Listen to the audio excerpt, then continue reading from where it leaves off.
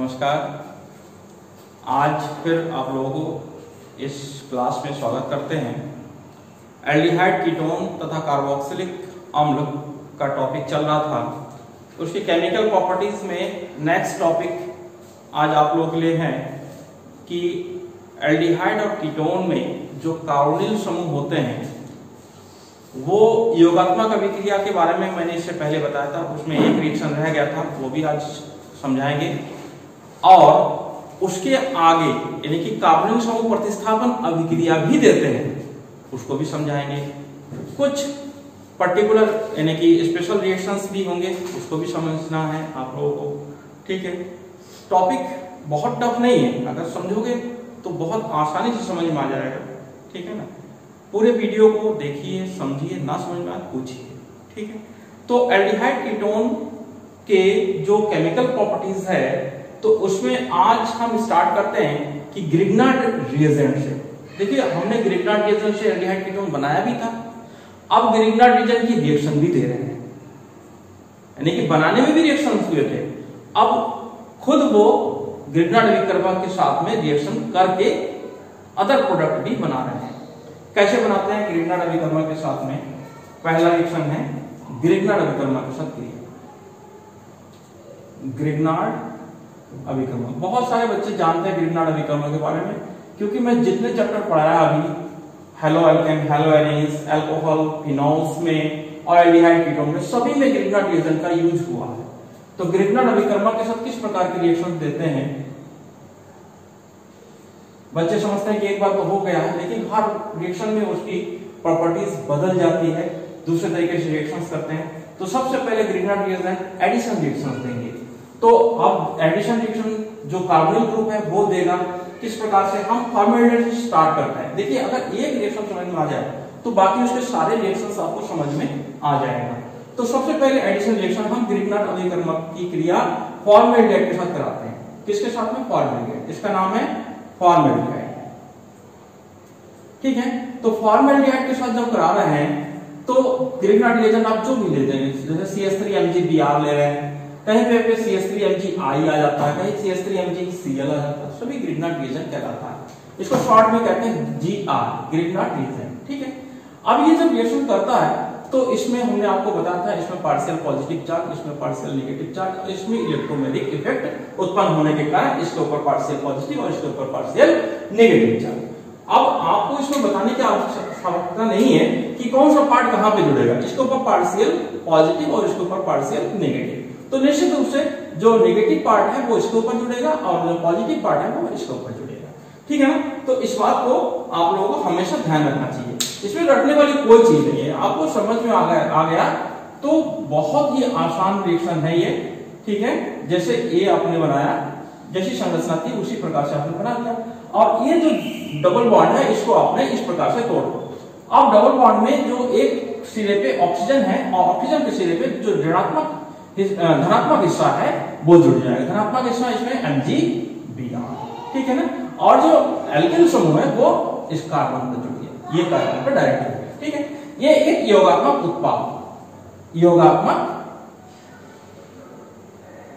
उत्पाद।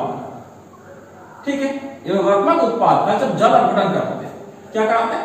जल अपघटन, अम्लीय जल अपघटन हमेशा कराया जाता है। जल अपघटन जब कराया जाता है तो हमने बताया था जल अपघटन में क्या होगा कि जल का अणु जब अम्लीय जल अपघटन होता है H+ आयन के प्रसिद्ध होगा तो ये टूट जाते हैं H+ आयन और OH- आयन। ठीक है ना, तो इसमें क्या रह गया? तो रिएक्शन क्लियर है कि H ये पहले से बना हुआ है, अब इसके साथ में OH रह गया और यहाँ पे CH3 रह गया। अब साथ में निकला क्या, उसकी कोई आवश्यकता नहीं है। MgOH-Br, इसमें दो बैलेंसेस की होती है, एक MgOH-Br। ठीक है, अब इसका नाम आपको अगर कोई होशियार बच्चा है तो तुरंत बता देगा कि CH3CH2OH। इसका क्या है? CH3CH2OH। तो इसको आप ऐसे भी लिख सकते हैं, ये संरचना बना हुआ कि CH3CH2OH क्या है? एथिल अल्कोहल है। आसान, एथिल अल्कोहल। अब अगर हम फॉर्मेल्डिहाइड के स्थान पर अगर हम एसिड एल्डिहाइड लेते हैं, एसिड एल्डिहाइड में भी सेम यही रिएक्शन आप करा दीजिए। ठीक है, ये कार्बोनिल समूह, ये एसिड एल्डिहाइड। क्या नाम है? एसिटाल्डिहाइड। अगर ये भी नहीं पढ़ पाएंगे तो बेटे समझ में कभी नहीं आएगा आप लोगों को। एसिटाल्डिहाइड, एसिटाल्डिहाइड की क्रिया ग्रिग्नार्ड अभिकर्मक के साथ कराएंगे। सेम उसी तरीके से रिएक्शंस होंगे। देखिए यहां पर CH3 CHO MgBr है ना, इधर वाला हिस्सा ऑक्सीजन पे जुड़ेगा और ये वाला हिस्सा यहां पर जुड़ेगा CH3। ओके, अब इसका जब अम्लीय जल अपघटन कराएंगे, अम्लीय जल अपघटन लिख सकते हो, H3O प्लस आयन लिख सकते हो, एक ही बात है। तो यहां से ये टूट जाएगा, H प्लस आयन इस पे जुड़ जाएगा, OH माइनस आयन यहां पे इसके साथ में बाहर निकल जाएगा। तो CH3 CHOH CH3 plus Mg की 2 वैलेंसी है, OH Br। अब इसका नाम देखिए क्या है, कौन बच्चा बताएगा इसका नाम? देखिए यहां पे CH3 CHOH CH3, इसको आइसोप्रोपिल अल्कोहल कहते हैं, साधारण नाम है, ट्राइबल नेम जिसे कहते हैं, साधारण नाम है आइसोप्रोपिल अल्कोहल। दोनों नाम याद होना चाहिए, आइसोप्रोपिल अल्कोहल। और आयुर्वेद में क्या कहते हैं? आयुर्वेद में इसका नाम क्या होगा? 2 प्रोपेनॉल। देखिए 1 2 3, तो 2 पे अल्कोहल ग्रुप है इसलिए 2 प्रोपेनॉल, 2 प्रोपेनॉल। ठीक है, ये आयुर्वेद नाम, ये आपका एसिटाल्डिहाइड का उत्पाद होता है। अब अगर एसीटोन का बनाते हैं तो सब क्रम से बनाते चले जाइए और आपको समझ में आ जाए, फिर आपको रटना नहीं पड़ेगा, एक बार देखने से ही समझ में आ जाएगा। ठीक है, तो एसीटोन योगात्मक अभिक्रिया देकर के योगात्मक उत्पाद जो बनाएगा वो इस प्रकार से होगा, OMgBr CH3, और इसका जब जल अपघटन कराएंगे तो H प्लस आयन इधर, OH माइनस आयन इधर होगा, अम्लीय जल अपघटन होगा जैसे ऊपर हुआ है, इसको आप आयतन कर देते हैं। और यहां पर CH3 COH CH3, इसको कहते हैं टर्सरी ब्यूटिल अल्कोहल। क्या कहता है? टर्सरी ब्यूटिल अल्कोहल, और साथ में MgOH Br, कोई प्रॉब्लम नहीं, टर्सरी ब्यूटिल अल्कोहल। या आयुर्वेद में क्या लिखेंगे? 2 मेथिल 2 प्रोपेनॉल, 2 मेथिल 2 प्रोपेनॉल या टर्सरी ब्यूटिल अल्कोहल। क्या नाम है इसका? Tertiary butyl alcohol. इस तरीके से ग्रिग्नार्ड अभिकर्मक में तीनों फॉर्मेल्डिहाइड, एसिटाल्डिहाइड, एसीटोन, यानी कि एल्डिहाइड में 2 और कीटोन में 1 रिएक्शन आपने पूरा किया। इसके बाद एक बहुत ही महत्वपूर्ण रिएक्शन आता है, बोर्ड में भी आता है और कंपटीशन में तो बहुत ज्यादा इंपॉर्टेंट है। चाहे सिविल सर्विसेज देख लो, चाहे आप जेई जो IIT के लिए होते हैं या नीट, उन सब में ये क्वेश्चन मैं समझता हूं 1 साल छोड़कर के 1 साल हर साल पूछा जाता है, कहीं घुमा फिरा करके वही क्वेश्चन पूछा जाता है। उसका नाम है रिफॉर्मेटिस की रिएक्शन। क्या नाम है? रिफॉर्मेटिस की रिएक्शन। देखिए बहुत आसान रिएक्शन है रिफॉर्मेटिस की रिएक्शन में, कि जब इसमें अल्फा हेलो एस्टर, क्या होता है? अल्फा हेलो, इस शब्द से, क्योंकि केमिस्ट्री में छोटी छोटी बातें जो है अगर समझ में आ जाएगा तो रिएक्शन बहुत ही आसान हो जाता है। हमने एक शब्द का प्रयोग किया है, क्या शब्द लिया हमने? पहले तो नाम है रिफॉर्मेटिस की रिएक्शन, रिफॉर्मेटिस की अभिक्रिया, रिफॉर्मेटिस की अभिक्रिया। ठीक है, तो रिफॉर्मेटिस की अभिक्रिया में जब alpha halo ester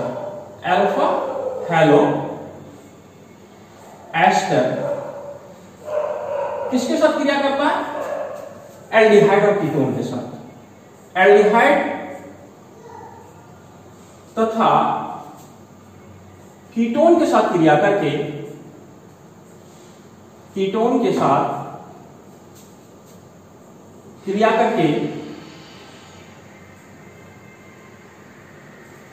beta hydroxy अम्ल, बीटा हाइड्रॉक्सी अम्ल बनाते हैं।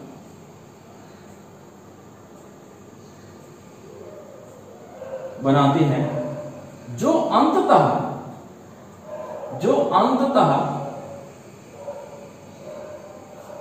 असंतृप्त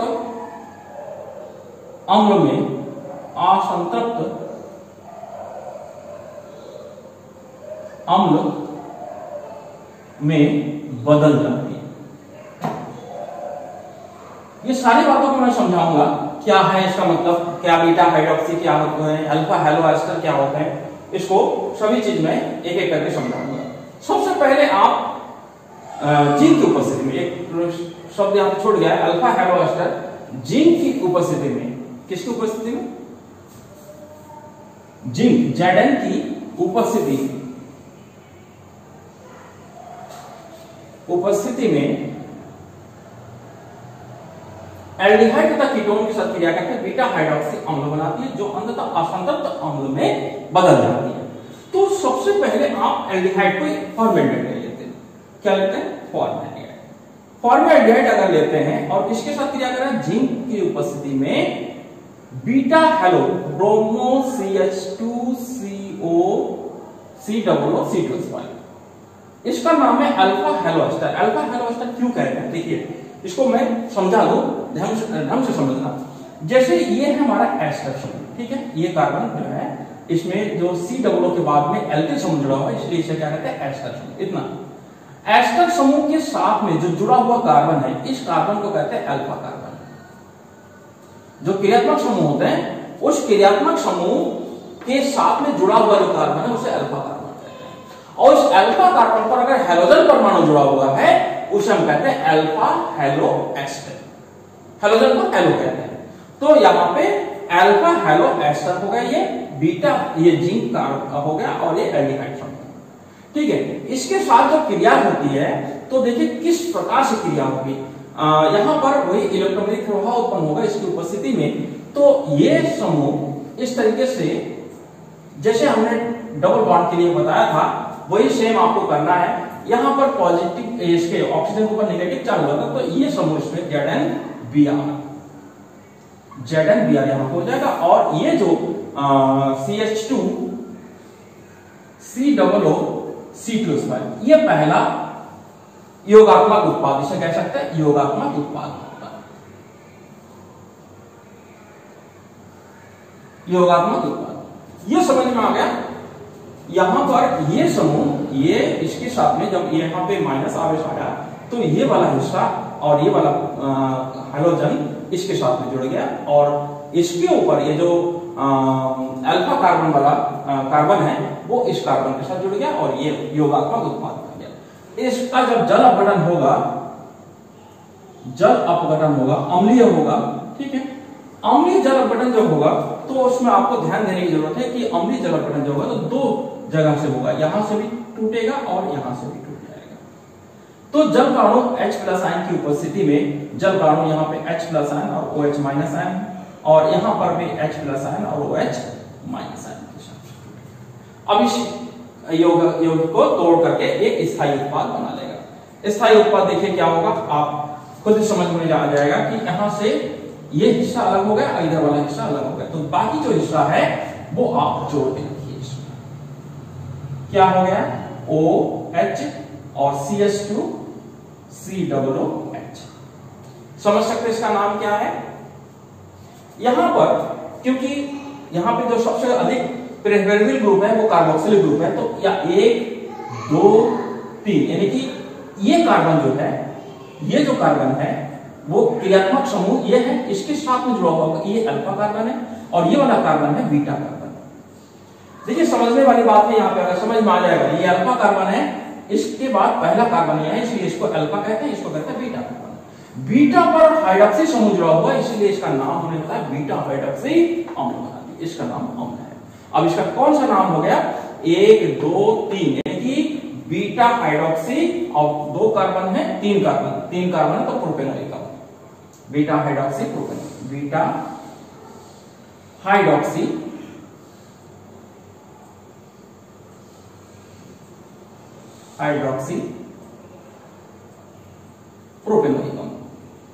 प्रोपेनोइक अम्ल, याद रहेगा। Beta hydroxy covalent compound. ठीक है, अब अगर आप इस प्रकार से आप फॉर्मेल्डिहाइड के स्थान पर अगर एसिटाल्डिहाइड की क्रिया कराते हैं तो देखिए कि इस प्रकार से रिएक्शन होगा। आप अगर इसको तैयार रखेंगे तो अगला बहुत आसान से समझ में आएगा। हम इसके पैरेलल में लिखते चले जा रहे हैं, आप इसको देखते रहिए कि CH3H एसिटाल्डिहाइड का सूत्र, ये आपका एसिटाल्डिहाइड है। सेम वही रिएजेंट ले रहे हैं, अल्फा कार्बन अल्फा हैलोजन युक्त एस्टर ले रहे हैं, अल्फा हैलो एस्टर कहते हैं इसको। ठीक है, ड्राई HCl की उपस्थिति में शायद होता है, कोई बात नहीं। आप उत्पाद देखिए, उत्पाद जब देखेंगे कि क्या क्या इसमें बनेगा,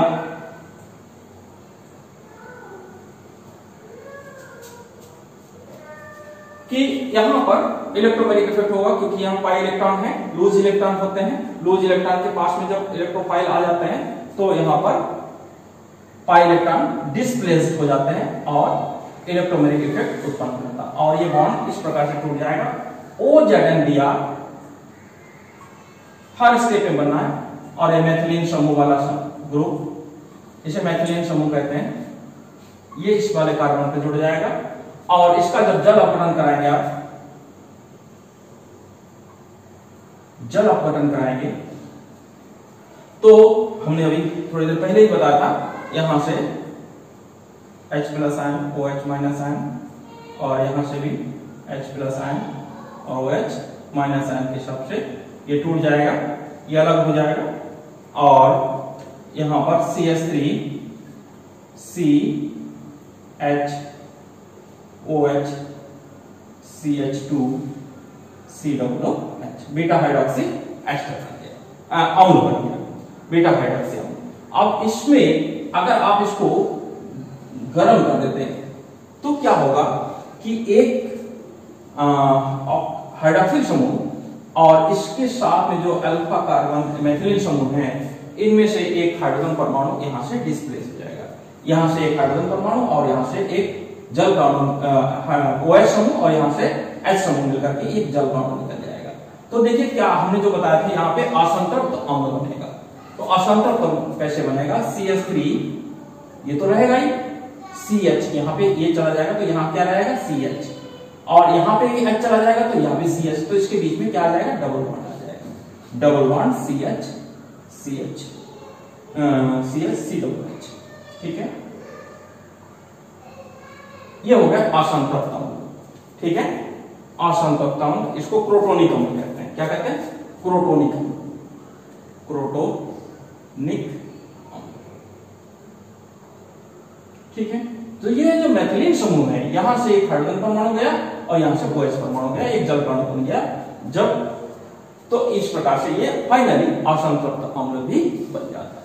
अगर इसके बाद में आप एसिटाल्डिहाइड के स्थान पर ये किसका रिएक्शन किया हमने, एसिटाल्डिहाइड का, एसिटाल्डिहाइड, ये सारे के सारे रिफॉर्मेटिव्स के रिएक्शन चल रहा है। तो हम तो चाहते हैं कि जो भी रिएक्शन शुरू करो तो वो जब जितने भी उसमें रिएक्शंस है कि सारे के सारे रिएक्शंस को आप लोग तैयार कर रहे हो। अब रिफॉर्मेटिव्स के रिएक्शन में एसीटोन भी एक रिएक्शन देता है, इसी प्रकार का सेम रिएक्शन आप एसीटोन के साथ करा दीजिए। ठीक है, देखिए बहुत आसान है, आपको एक बार अगर समझ में आ गया तो जिसमें जितने सारे रिएक्शंस है उसको पूरा करके ही आप उसको फिर आगे बढ़े। तो हमारा मानना है यही सबसे बेहतर है कि एसीटोन के लिए आप इसमें CH3 कर दीजिए, तो ये बन गया क्या, एसीटोन। और सेम वही अल्फा कार्बन युक्त अल्फा हाइड्रोजन युक्त एस्टर ले लिया और इसके साथ में जिंक के साथ में रिएक्शन जब कराया तो देखिए क्या रिएक्शन बना, CH3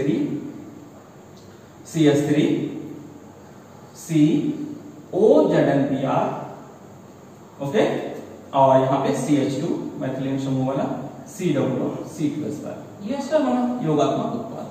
जब इसका जल अपघटन कर देंगे, क्या कर देंगे, जल अपघटन कर देंगे तो जाहिर सी बात है यहां से जल का अणु, यहां से OH माइनस आयन और ये H plus ion OH minus ion, तो ये जब टूट जाएगा तो आपका उत्पाद स्पष्ट है, आ रहा समझ में सब लोगों को। OH हाइड्रोक्सी समूह अल्कोहल समूह को यहाँ पे हाइड्रोक्सिल समूह कहेंगे और ये कार्बोक्सिल अम्ल। क्यों हाइड्रोक्सिल क्यों कहते हैं? आप लोगों को फर्स्ट ईयर में हमने पढ़ाया होगा कि जब किसी यौगिक में एक जो वरीयता सूची होती है क्रियात्मक समूह की, उस क्रियात्मक समूह में जो वरीयता सूची में नंबर 1 पे रहेंगे, ठीक है ना, वो सफिक्स रहेगा और उसके नीचे जो क्रियात्मक समूह रहेंगे उसे कहते हैं प्रीफिक्स।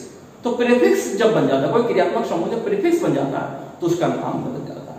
तो फर्स्ट ईयर में जो पढ़ाया था उसको देखना आवश्यक होगा कि वरीयता सूची में कौन सा समूह कब नाम बदलता है। तो क्रियात्मक समूह की जो सूची है, वरीयता सूची है, उसमें COOH सबसे ऊपर है, तो OH सब उसके नीचे आएंगे। तो OH जब नीचे आएंगे तो वहां पे ऑल नहीं पढ़ा जाएगा, उसको क्या पढ़ा जाएगा? हाइड्रोक्सी पढ़ा जाएगा। तो बीटा हाइड्रोक्सी अम्ल बन गया।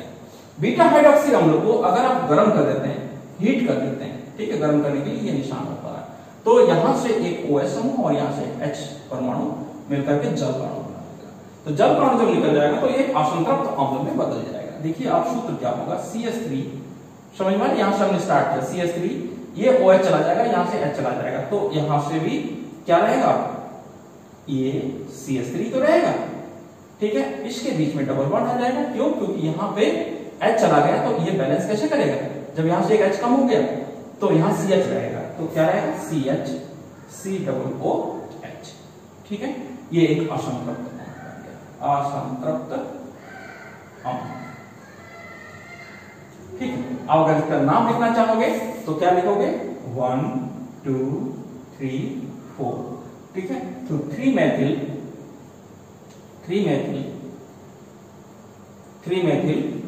2 ब्यूटीनोइक अम्ल, ठीक है। तो इस प्रकार से रिफॉर्मेटिस की रिएक्शन में हमने 3 रिएक्शन दी है, फॉर्मेल्डिहाइड के साथ, एसिटाल्डिहाइड के साथ और एसीटोन के साथ।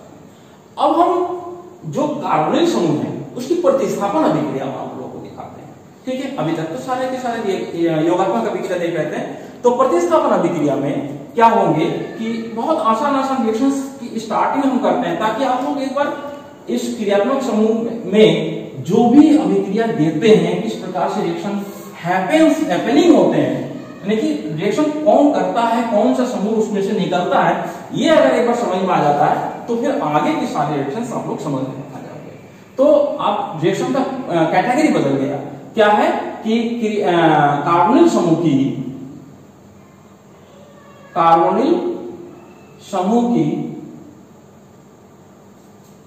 प्रतिस्थापन अभिक्रिया, यानी कि सब्स्टिट्यूट करेगा, प्रतिस्थापन अभिक्रिया,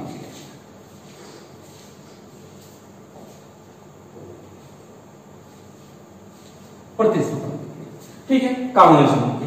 अब हम जैसे स्टार्टिंग में हम करा रहे हैं कि हम हाइड्रोजन के साथ कर देते हैं, ठीक है। स्टार्टिंग करते हैं, हाइड्रोजन की बहुत सारी अभिक्रिया है, हाइड्रोजन के जो उत्पाद होंगे उनकी रिएक्शंस होंगे। तो हाइड्रोजन से स्टार्ट करेंगे। नंबर 1 हाइड्रोजन के साथ क्रिया, केवल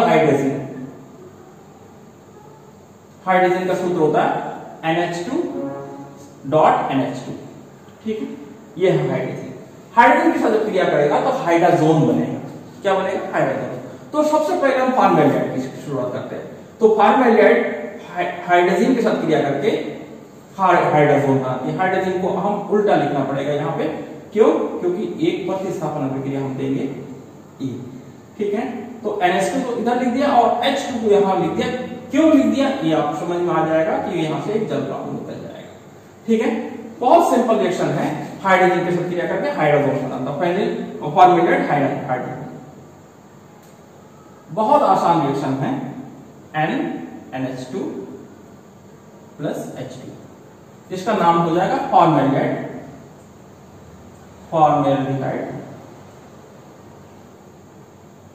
हाइड्रोजन, राइट। ये रिएक्शन बना। अब इसमें तीनों रिएक्शन आपको देना है, जैसे फॉर्मेल्डिहाइड के साथ दिया, अब ऐसे एसिटाल्डिहाइड के साथ दीजिए। किसके साथ में? एसिटाल्डिहाइड। बहुत सिंपल रिएक्शन है, आप अगर एक समझ में आ गया, आपकी समझाने की आवश्यकता ही नहीं है।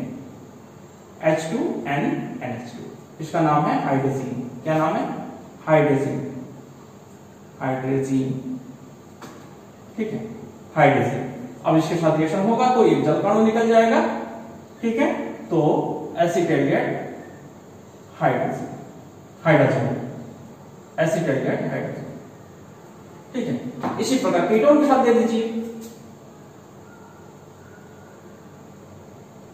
कीटोन के साथ एसीटोन के साथ दे दीजिए।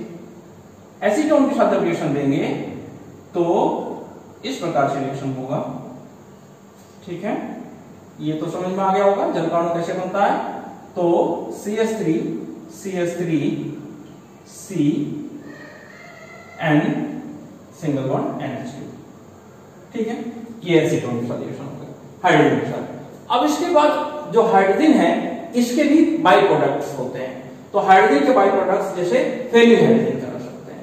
क्या करा रहे? Phenyl hydrogen.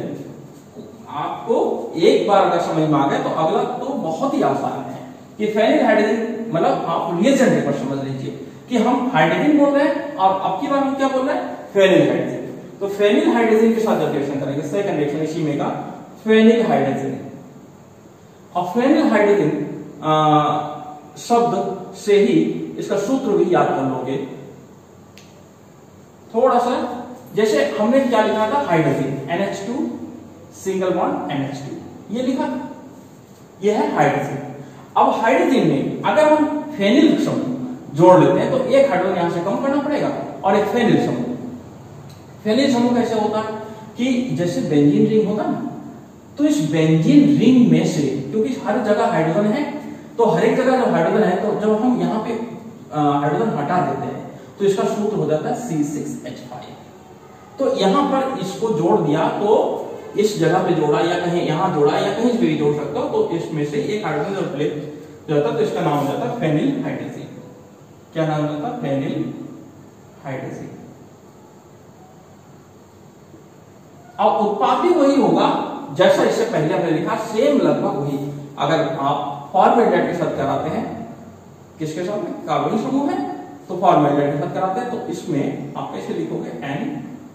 NH C6H5, इसका नाम है फेनिल हाइड्रोजन। अभी हमने लिखा, ठीक है। तो यहां से एक जल अणु निकल जाएगा और फेनिल हाइड्रोजन बन जाएगा, formaldehyde phenyl hydrogen, formaldehyde phenyl hydrogen, ठीक है। देखने में बहुत बड़ा रिएक्शन लगता है लेकिन है बहुत आसान रिएक्शन। ऐसा अगर आप फॉर्मेल्डिहाइड के स्थान पर एसिटेट ऐड कर लेंगे तो अब उसको आपको और आसान तरीका, क्योंकि आपको जब समझना है तो हम ऐसे फॉर्मेल्डिहाइड को एसिटेट में बदलने के लिए आपने ये कर दिया, एसिटेट हो गया, और यहां पे आप ये कर लीजिए एसिटेट, ठीक है। फॉर्मेल्डिहाइड में अगर हम एक हाइड्रोजन को हम CH3 की तरह रिप्लेस कर देते हैं तो वो एसिटेट के उत्पाद भी बन जाएगा, वो रिएक्शन। अब उसमें अगर हम कीटोन की रिएक्शन कराते हैं तो इस दोनों हाइड्रोजन को आप एल्डिल समूह में बदल दीजिए, तो यहां पे भी दोनों ये कीटोन में बदल दिए। तो तीनों रिएक्शन हमने एक ही रिएक्शन में समझा दिया, ठीक है ना। आपने देखा, नोट कर लेना, समझ लेना। उसके बाद फेनिल हाइड्रोजन के बाद हम आते हैं 2,4 डाइनाइट्रोफेनिल हाइड्रोजन। ये बड़ा NCERT जब से लागू हुआ तो ये क्वेश्चन बच्चे बड़ा घबराते हैं कि ये रिएक्शन किस प्रकार से दिया जाएगा, कैसे होगा। 2,4-D उसमें एक क्योंकि स्ट्रक्चर से बना हुआ होता है तो बच्चे थोड़ा संकोच करते हैं या घबरा जाते हैं। जो नए बच्चे होते हैं, जो समझदार बच्चे उनके लिए तो कोई टफ नहीं है, उसके लिए बहुत आसान है कि 2,4 dinitro phenyl hydrogen, phenyl hydrogen. देखिए कितना आसान है। आप यहां पे 2,4 इसको शॉर्ट में क्या लिखते हैं? 2,4 DNP, 2,4 DNP, इसी से नाम देते हैं 2,4 डाइनाइट्रोफेनिल हाइड्रोजन। सूत्र लिखिए, सूत्र जब फेनिल ग्रुप है तो हमने अभी आपको स्ट्रक्चर बना के दिखाया था, और यहाँ पे हाइड्रोजन समूह है जैसे NH NH2, ठीक है। NH यहाँ पे H लिख दें और यहाँ पे NH2 ये हाइड्रोजन समूह है, और यहाँ पे ये पहला कार्बन है तो ये दूसरा कार्बन, यहाँ पे नाइट्रो समूह है, और तीसरा चौथा कार्बन पे यहाँ पे नाइट्रो समूह है। इसका सूत्र हो गया 2,4 DNP। बस ये समझ में आ गया तो आगे तो रिएक्शन बहुत ही आसान है। यानी कि 2,4 DNP का फार्मूला अगर तैयार हो गया, आप रिएक्शन देख लो इसके साथ। जैसे अभी रिएक्शन आपने दिया था, जैसे मान लो सपोज फॉर्मेल्डिहाइड के साथ रिएक्शन दे रहे हैं, तो फॉर्मेल्डिहाइड के साथ जब रिएक्शन देंगे तो वही रिएक्शन इसमें लिखेंगे आप 2,4 DNP NH। आप स्ट्रक्चर यहाँ पे बनाना आवश्यक होगा, बिना स्ट्रक्चर बनाए आप यहाँ पे नाइट्रो समूह नहीं दिखा पाएंगे, तो यहाँ पे स्ट्रक्चर दिखाना पड़ेगा। ठीक है, 2,4 DNP ये हो गया 2,4 DNP। ठीक है, इसके साथ जब रिएक्शन करेगा तो सेम वही रिएक्शन होगा, ये जल अणु निकल जाएगा यहां से और ये बन जाएगा आपका उत्पाद। ठीक है, NH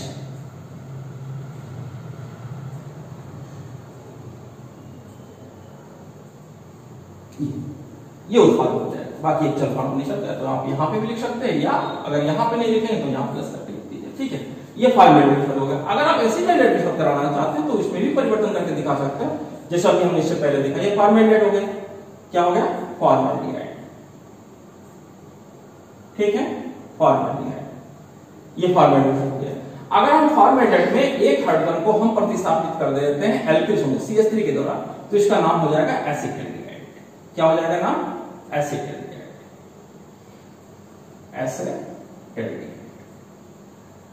आ रहा सबको समझ में नाम?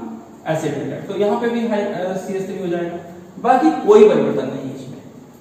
ठीक है, आ गया सबको समझ में? मिटा देते हैं। इसके बाद फिर हम एसिटाल्डिहाइड के स्थान पर अगर हम एसीटोन से कर देते हैं, ठीक है, तो क्या परिवर्तन करना पड़ रहा है? देखिए, ये हाइड्रोजन भी हमारा एल्किल ग्रुप में बदल जाएगा और ये भी एल्किल, इसका नाम हो जाएगा एसीटोन। ठीक है, तो ये तीनों रिएक्शन आपका किसके साथ में हो गया? 2,4 DNP के साथ में ये तीनों रिएक्शंस हो गया। किसकी? एल्डिहाइड और कीटोन की क्रिया किसके साथ? 2,4 DNP के साथ में। ठीक है, इसके बाद इसी की एक रिएक्शन सेमी कार्बोजाइड के साथ भी दे सकते हो। किसके साथ में? सेमी कार्बोजाइड। तो सेमी कार्बोजाइड क्या होता है आपको ये भी समझना पड़ेगा कि सेमी कार्बोजाइड क्या होते हैं। तो सेमी कार्बोजाइड के साथ में जब रिएक्शन देगा तब भी यही प्रतिस्थापन होगा, एक जल अणु इसमें से निकलेगा और उत्पाद बन जाएगा। ठीक है, ये होगा आपका उत्पाद सेमी कार्बोजाइड के साथ। ठीक है,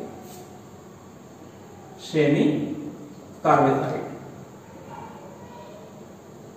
देखिए, सेमी कार्बोजाइड पहले समझ लो कि सेमी कार्बोजाइड असल में यूरिया का उत्पाद होता है। NH2CO NH2 होता है यूरिया। ठीक है, NH2CO NH2 क्या होता है? यूरिया।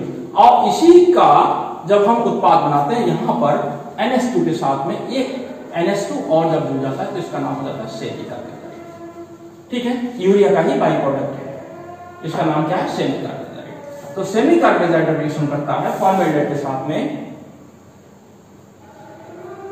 फॉर्मेल्डिहाइड के साथ में जब सेमी कार्बोजाइड की रिएक्शन कराओगे तो इसको थोड़ा सा हाइड्रोजन इधर लिखना पड़ेगा ताकि आपका जल अणु निकालने में आसानी हो। इसके साथ में NHCO NH2, यह क्या है? सेमी कार्बोजाइड। ये अब इसके साथ जब रिएक्शन करेगा तो यहां से एक जल अणु बन जाएगा और बाकी सेम वही रिएक्शन जो आप इससे पहले देते आए हैं, सेम वही रिएक्शन आपको देना पड़ेगा NHCO NH2। ठीक है, प्लस जल अणु। ठीक है, ये फॉर्मेल्डिहाइड के साथ हो गया। क्या नाम है इसका? फॉर्मेल्डिहाइड। फॉर्मेल्डिहाइड के साथ रिएक्शन हो गया और ये सेमी कार्बाजोन, इसका नाम क्या हो जाएगा? सेमी कार्बाजोन।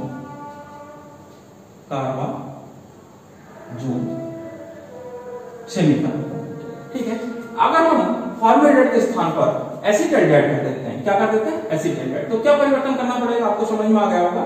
एसिटाल्डिहाइड में यहाँ पे हाइड्रोजन परमाणु एल्किल समूह में तब्दील हो जाता है और यहाँ पे भी वही हो जाता है, एसिटाल्डिहाइड सेमी कार्बोजाइड। ठीक है, एसिटाल्डिहाइड के साथ इसका नाम क्या होगा? एसिटाल्डिहाइड। एसिटाल्डिहाइड सेमी कार्बोन तो कॉमन नेम है, इसके साथ में एल्डिहाइड, जो भी एल्डिहाइड लेंगे या कीटोन तो लिख लीजिएगा। तो ये एसिटाल्डिहाइड सेल बना, तो ये समूह भी एल्किल समूह में बदल गया और ये एसिटाल्डिहाइड सेमी कार्बोन हो गया। अब इसको अगर कीटोन में बदल देंगे तो ये हो जाएगा आपका एसीटोन। क्या नाम हो गया इसका? एसीटोन। एसीटोन सेमी कार्बोन, यहाँ पे भी आपको ये इसमें बदलना पड़ेगा। तो इस तरीके से आपके नाइट्रोजन भी है, मतलब कुल मिलाकर अमोनिया के जो बहुत सारे बाई प्रोडक्ट्स थे उनकी क्रियाएं एल्डिहाइड और कीटोन के साथ में हमने कराया। इसके बाद एक हम महत्वपूर्ण रिएक्शन है उसको दे करके आज का ये टॉपिक यहीं पे क्लोज करेंगे। फिर नेक्स्ट वीडियो में बाकी रिएक्शंस आप लोगों को देंगे। वो रिएक्शन इतना इंपॉर्टेंट है कि कोई भी बच्चा अगर बोर्ड की तैयारी करता है या कोई कंपटीशन तैयारी करता है उसको जरूर पढ़ना पड़ता है। वो रिएक्शन है क्या कि जब फॉर्मल्डिहाइड अमोनिया के साथ क्रिया करता है तो क्या होता है, याद रखोगे। फॉर्मल्डिहाइड अमोनिया के साथ जब क्रिया करता है तो हेक्सामेथिलीन टेट्राएमीन, उसको कहते हैं यूरोट्रोपिन। क्या बनता है? Hexamethylene tetraammine.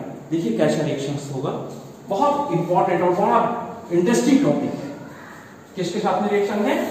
फॉर्मल्डिहाइड के लिए। ये स्पेसिफिक है, विशिष्ट रिएक्शन है, ठीक है। क्या है? विशिष्ट अभिक्रिया है।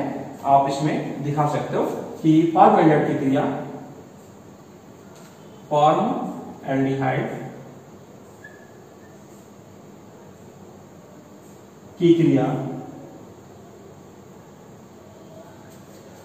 अमोनिया के साथ में NH3 के साथ में। तो इसमें क्या करोगे कि फॉर्मल्डिहाइड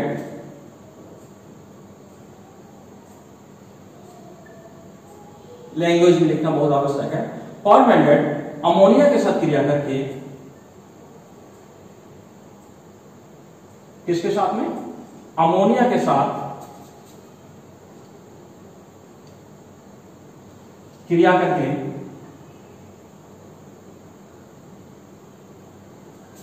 हेक्सामेथिलीन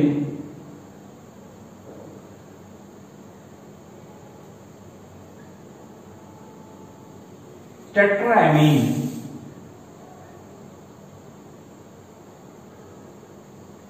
इसको कहते हैं यूरोट्रोपिन। यूरोट्रोपिन बनती है।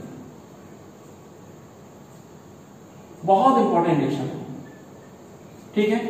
अब सिंपल रिएक्शन पहले देख लीजिए। 6 मॉलिक्यूल ऑफ फॉर्मल्डिहाइड HCHO, इसको आप CH2O भी लिख सकते हो, ठीक है। 6 मॉलिक्यूल फॉर्मल्डिहाइड के और 4 मॉलिक्यूल अमोनिया की जब क्रिया करते हैं तो ये बन जाता है CH2 का whole 6 N4 plus 3H2।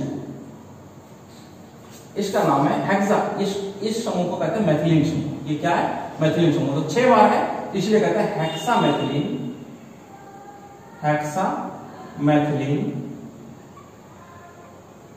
Tetraammine, ठीक है।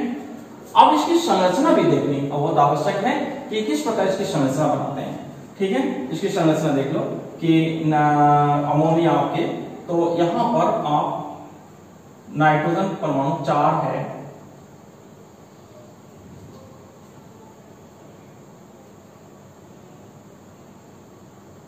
देखते जाना। ये CH2 3 बार है, नाइट्रोजन 3 बार है और एक नाइट्रोजन सेंटर में है और ये इसके साथ में इसके बीच में CH2 समूह, तो इसकी नाइट्रोजन की बैलेंस 3 होती है। यहाँ पे CH2 समूह और यहाँ पे भी CH2 समूह। ये है इसकी संरचना हेक्सामेथिलीन टेट्राएमीन की, ठीक है। इसका नाम है यूरोट्रोपिन, ठीक है। तो ये टॉपिक आज हम यहीं पे समाप्त करेंगे और नेक्स्ट वीडियो में हम आपको बाकी जो इस चैप्टर्स के रिएक्शंस होंगे उसको देंगे और जब रिएक्शंस कंप्लीट हो जाएंगे फिर इनके जो क्वेश्चन आंसर है वो हल सॉल्व कराएंगे, ठीक है।